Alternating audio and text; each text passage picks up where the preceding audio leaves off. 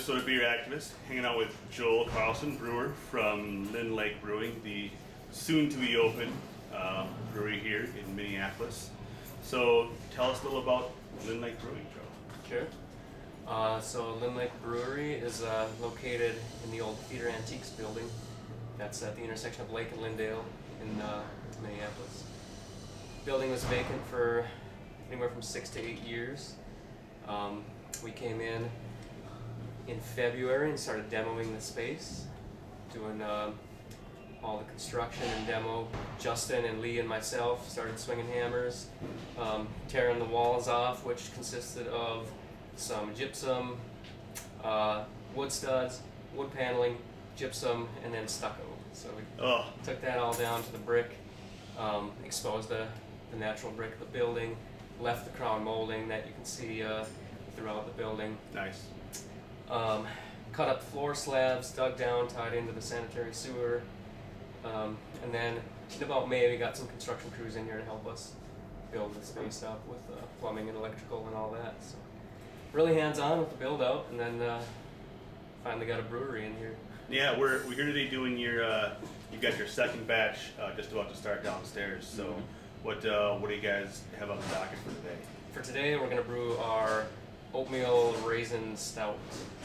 So it's pretty big, bold beer that'll have a little bit of time to age out before we really want to release it to the public. Yesterday we brewed our first beer, which was kind of a Scottish style amber ale. Scottish-ish? Mm-hmm. Scottish-ish. The name of that beer is actually Rubbish. Nice, nice. So what kind of styles can we expect from LynLake? We're going to brew just a variety of styles. We'll have that Scottish amber, we'll have the stout, we'll have a big bold IPA, and then we're going to have a golden ale, which will eventually fold over into a proper Pilsner once we get enough fermentation capacity and can age that beer out properly. Then we're just going to throw in all sorts of fun seasonals that we want to brew, single hop pale ales, Belgian beers, eventually get into barrel aging. We're going to have a pretty decent cask program. We got a cellar for firkin storage and conditioning. We're going to have 2 beer engines at the bar. Nice. So we'll be able to offer our beers up in regular pushed form, cask form, nitro form. There you go. Mix and match as best we can to give people more variety. There you go. And you guys are following the production brewery / taproom model. You guys will have your beer commercially available. In the beginning, we're doing the production brewery tap room that is focusing on supplying the tap room only, and we're gonna keep this neighborhood supplied and happy. Once we start getting in the groove of things and have enough beer, we'll kick some kegs out to the neighborhood. Be very, very local. And what's the size of your brew house, and what's your projected output, you think? It is a 10-barrel DME brew house. We have 6 fermenters, which are all single sized.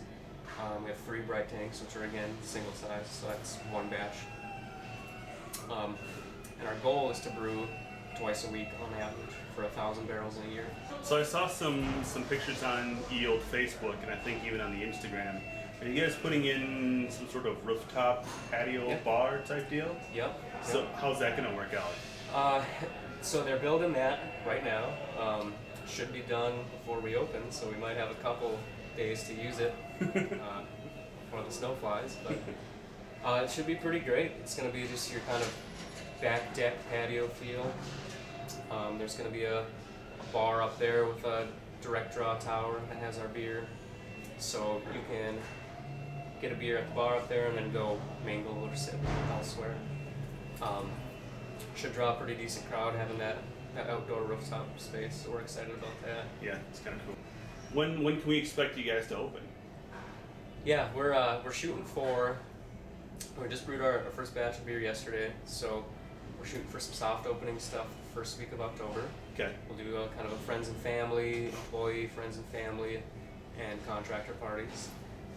Get some of the rust out with operating the front of the house, and then really targeting kind of an October 8th-ish to mid-October public opening of sorts. How far off is mid-October from your original goal of opening? Yeah. It's so our first hard date of opening was June 1st that we were really striving for.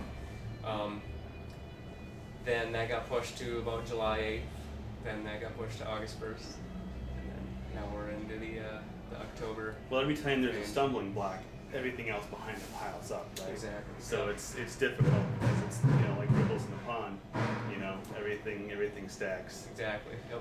And it's been a pretty significant build out in this space. I mean, we kept things really open and raw and industrial feeling, but it was just a blank canvas to begin with. It was one big empty hall, and between all the demolition and stairs, we had to install elevator, underground plumbing, piping, electrical. It's really taken a while to get all that in place and then get to the point where we're at now with a temporary certificate of occupancy so that we can actually brew in that brewery while the rest of the tap room is getting built out.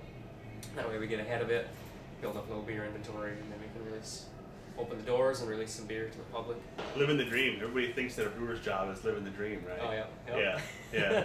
Speaking of a brewer's job, you're not just coming straight out the garage into a production facility like this. You've got a little bit of background, right? That's true, yeah. So I've been brewing at home for about 10 years, and I've been brewing professionally for 7 years. I got my start at Great Waters, downtown St. Paul. Worked with Bob Duvernois there. He's now at Excelsior Brewing. And that's where I learned the ins and outs of production brewing. Source, destination, valves, sanitation on that scale. Was there for about 2.5 years, then I got the opportunity to jump up north to Ely, Minnesota, and work at a little brew pub up there called the Boathouse. Boathouse, sure. Yep. Little 3.5 barrel system that was pretty awesome to be creative on and make some small batch stuff. And was there for about a year and relocated back down to the Twin Cities and got on with Minneapolis Town Hall Brewery. Was able to work with Mike Hoops there and Adam Tice and Josh Bishop for a little while, and then brought in some other employees. Peter Mack came through there, and now there's Aaron Herman that's still there, and Eric Solomon, 2 guys that I worked with. So, was there for about 3 years. So I've had 3 different brew houses, 3 different systems that I've been exposed to, which kind of sunk into my brain and allowed me to think of how I would want this brewery layout or this brewing stuff. Right? Should have taken some of that knowledge and experience with you. I'm sure you sucked up some of that cask, live ale knowledge from Bob. And, Totally. Yep. Yeah. Yep. Pulled the cask program, passion and knowledge from Bob at Great Waters. Up in Ely, got the creativity side of things flowing with a lot of recipe development, and then at Town Hall got the just making the consistent seasonal beers in the barrel age program, and a little more exposure to variety there. So how many seats are there going to be in the tap room? Tap room is got roughly 88. 88 seats. Yep. It'll be pretty rocking on a Saturday night. Yeah. There'll be some people in here for sure. We'll do our best to keep the beers on. Gonna have like live music, or I mean, what kind of, is it just gonna be more of a like a Irish pub feel? What can people expect if they walk in on a Friday or Saturday night? Sure. So the general aesthetic for the place is just gonna feel like you're in a brewery. So no television, streaming, sports. We want people to engage in conversation. Have a little bit of music in the background. Every once in a while we'll do live music. We'll have the ability to have a little temporary stage in the corner. Mm-hmm. We can have a 5-piece band and do some live stuff here and there to just keep people entertained or drawing. Crowd has some more options. But on your standard weekday, it's going to be come in and get some beer, talk to some people. And there's plenty of restaurants around if people want to order out, I'm assuming, right? I Yep. don't see a kitchen downstairs. Yep, so. totally. So we don't, not doing a kitchen, but we're going to partner with local restaurants. So many great ones around here that we can pull from. People can order from there. They can get it delivered. They can bring it in. Sure. So we don't have to consider going the food truck route because we got brick and mortar. Yeah. restaurants all around us. So it's really great. Awesome. Well, I can't wait for everything you've done and get those pilot batches under your belt, and Yeah. get the construction finished downstairs and get those beers on tap. Exactly. Yeah, we're pretty excited now that we're making beer and we're into that phase of the brewery now. What is left to get done really? So building out the tap room, so getting the bar top on, doing some finishes on the walls, getting some lights and structures hung, and then finishing the deck on that rooftop patio. And then of course all the punch list stuff that we'll come across, but So not much. not much really. Yeah, I mean they could get it done in the next 2 weeks, 3 weeks for sure. So yeah, maybe some couple inspections and it's just about ready to roll. Yep. We did our temporary certificate of occupancy inspections and got through all that, so it's going to be the final inspections that we got to get through, and shouldn't really have any difficulties there. 'Cause Sweet. Been in contact with all these guys through the whole project, so they know where we're at and what we're doing and what our intent is. Cool. Well, thanks for having us today. Yeah. You know.